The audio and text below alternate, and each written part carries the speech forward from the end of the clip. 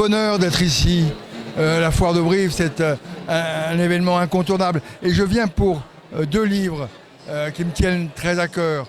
D'une part, un livre que j'ai écrit avec Valérie Bochnek, qui sont ces femmes qui ont révélé la France, les femmes qui ont, la première qui a passé le bachot, la première qui a été avocate, qui ont combattu pour arriver à avoir le droit d'avoir un métier. C'est un livre qui marche très bien.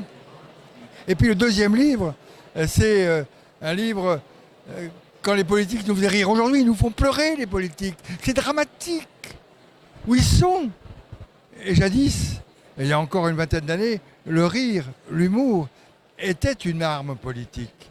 Une arme politique pour déstabiliser son adversaire, une arme politique pour rassembler ses partisans. Et je suis allé chercher dans les comptes rendus de l'Assemblée nationale, dans les professions de foi des candidats et dans les grandes discussions, les phrases humoristiques. Par exemple, lorsqu'en 1981, on envoie contre Chirac un jeune candidat qui s'appelle Hollande, et au lieu d'attaquer ce candidat, Hollande dit mais le Parti socialiste m'envoie un candidat qui est moins connu que les labradors de M. Mitterrand.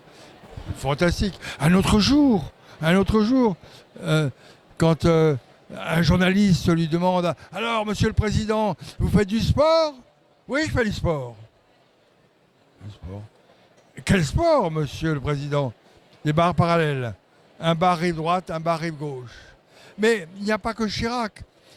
Tous les autres, quels qu'ils soient, avaient cette capacité à avoir de l'humour. Quand Edgar Faure, qui a été un des présidents de la 4e République, président du Conseil, voit arriver un candidat, c'est un candidat de l'immobilisme, je ne sais pas l'arrêter.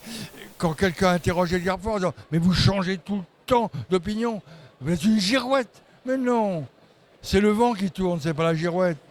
Et donc, si vous voulez, ce que je veux dire, c'est que quand on reprend l'histoire de la France, on voit que l'humour a été un moyen pour les politiques pour se faire entendre.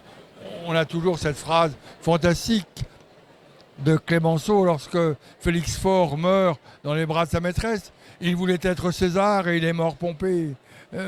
Et donc, si vous voulez, voilà. Et aujourd'hui, pour de multiples raisons, les politiques ne sont pas drôles, ne font plus d'humour. Et donc, c'est pour cela que, probablement, je crois, la politique n'attire plus.